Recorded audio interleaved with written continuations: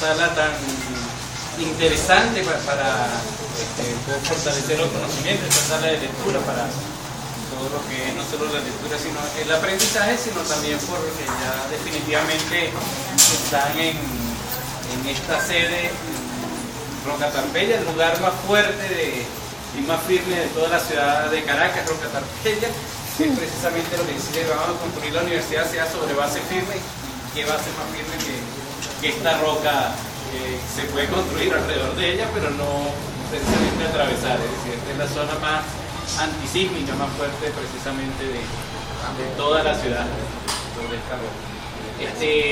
Freddy Dugarte, bueno, la historia, podemos decir que comenzó la historia de Freddy hace unos 40 años, y es una historia muy similar a muchas familias. El señor Dugarte con la señora Rondón tuvieron un hijo, Freddy, en Mérida, y vivían entonces en el campo allá, y como muchas otras familias decidieron ver cómo podían mejorar un poco su situación económica viniéndose a Caracas. Y hace 40 años entonces vinieron a Caracas y se instalaron, fueron uno de los fundadores del barrio Nuevo Horizonte, en Catia, también un barrio emblemático, era una de las primeras familias allí, junto con otras familias. Muchas de ellas vinieron del occidente, de Táchira, de diferentes partes del estado Táchira, del estado Mérida, y se constituyeron allí. Y empezaron entonces a vivir las penurias que no se imaginaban. Si bien mejoraba un poco la situación y había posibilidades de que Freddy entonces estudiara, que era más difícil que lo hiciera en Mérida, logró entonces que empezara a estudiar, impulsara sus estudios aquí en Caracas. Sin embargo, era difícil conseguir empleo.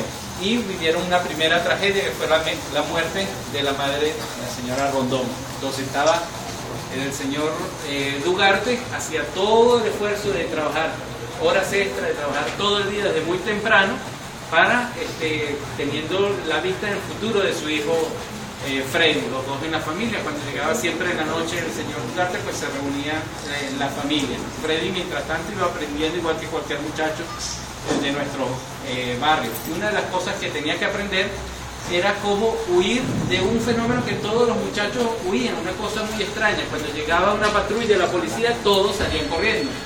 ¿Por qué? Porque había la famosa recluta o la famosa redada, y el que se quedara atrás era llevado entonces detenido o llevado a los cuarteles. Obligatoriamente le cambiaban la vida totalmente. Entonces, una de las cosas que aprendió es que cuando venía un cuerpo de policía, una policía, cualquier patrulla militar, lo que tenía que hacer era correr. 2 años después, en los años 83, 84, otro de los graves problemas que hemos vivido aquí en Caracas, que es los problemas climáticos. Empezaron fuertes lluvias que no paraban, y empezaron entonces a caerse las casas, a ver los deslaves en los cerros, en esa zona de Tacagua, en la zona de Nuevo Horizonte. Toda esa zona es una zona donde ha habido sistemáticamente muchos derrumbes, y junto con ello el problema de los damnificados, es decir, aquellas personas que forzosamente eran sacadas de sus viviendas, donde estaban empezando a construir sus viviendas, y llevados a un lugar desconocido donde perdían otra vez la posibilidad de estudiar o de trabajar. En los años 83, 84 entonces empezaron a reunir otro grupo de personas que decían que eso no podía ocurrir, es decir, que se llevaran a la gente a la fuerza para un lugar donde no ocurría, que tenía que haber otra forma de trabajar esa situación. Y se creó entonces la Red de Apoyo por la Justicia y la Paz, un grupo de personas, no solo de Catia, de Nuevo Horizonte, misioneros de Mérida, no un grupo de personas, sino también profesionales de otras regiones, de otras zonas de Caracas, decían que eso tenía que hacerse de otra manera, mediante el diálogo, que había otra forma de resolver el problema de las lluvias, el problema de la vivienda, los problemas de la seguridad, lo que se estaba viviendo en el barrio. Y cuando se estaba construyendo en el año 85, precisamente eso sucede, lo que le pasó a joven Freddy Dugarte. Al mediodía, llegando a las 11:30, casi las 12, cerca de su vivienda, el señor Dugarte estaba trabajando como siempre en el centro de la ciudad. El joven Freddy Dugarte estaba allí cuando llega una patrulla de la DICIL. Él corre como todos los muchachos del barrio, pero el que estaba más cerca de la patrulla. Los funcionarios entonces de la DICIL le dicen que se pare, no se pare, y le disparan. Cae herido Dugarte, Freddy cae herido en plena calle, y la gente empieza a acercarse. Los funcionarios le tiran un revólver, según lo que cuentan algunas personas, y la gente le empieza a gritar que no agarre el revólver. Entonces, cuando se va acercando más gente, los funcionarios lo que hacen es pedir refuerzos y se llevan entonces detenido a Freddy Dugarte. Al llegar el señor Dugarte a preguntar por su hijo, pues resulta que no sabía dónde estaba. Se buscan los hospitales y los miembros entonces de lo que se estaba conformando como esta red de apoyo empiezan a acompañarlo, a buscarlo en los hospitales, en las morgues, a ver si estaba herido en algún lado, y por último cuando llegan a la sede de la DICIT le dicen que lo busquen en la morgue, y ahí estaba Dugarte no solo con el tiro en la pierna, sino con tiros detrás de la cabeza, en la nuca.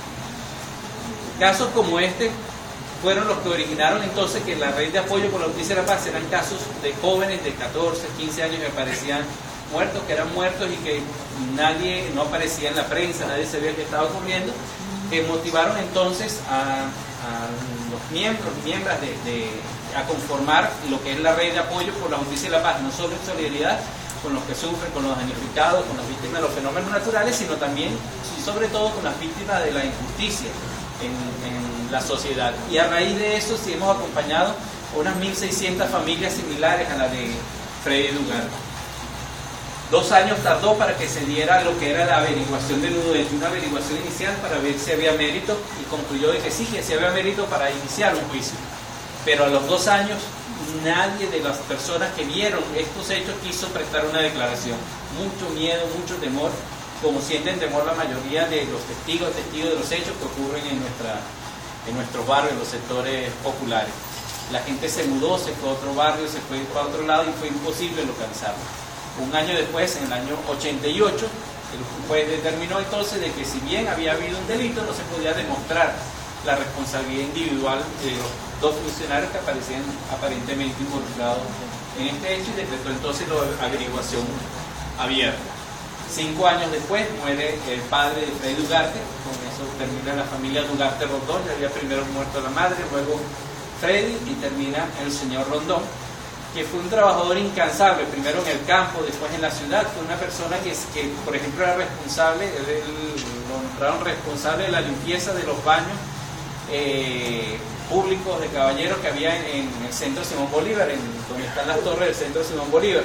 Ahí se lo pasaba todo el día, porque en esos horarios no había ni 8 horas, sino que eran desde tempranito en la mañana hasta en la noche, pues lo que podía conseguir allí al señor Dugarte, pues hasta que lamentablemente falleció.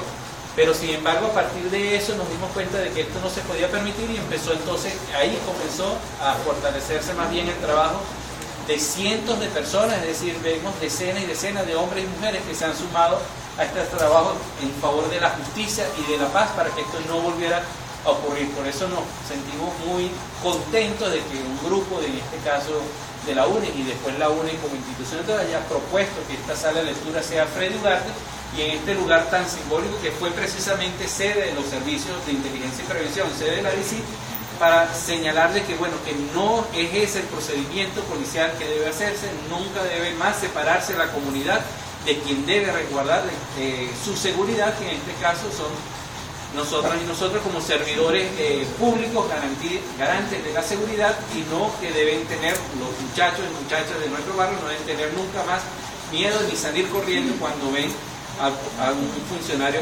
policial, o cuando ven una patrulla, que ocurre el barrio. No es para que haya una nueva desgracia nueva, sino es para garantizar protección a las comunidades. Y por eso, en ese modelo que estamos empeñados, y por eso queremos felicitar a la UNES por la sala, por la sede de la UNES y por todos los esfuerzos que están haciendo en la formación de tantos muchachos y muchachas que van después a ir otra vez a nuestras comunidades para garantizar la seguridad, no solo en Caracas, sino a nivel nacional. Bueno, felicitaciones.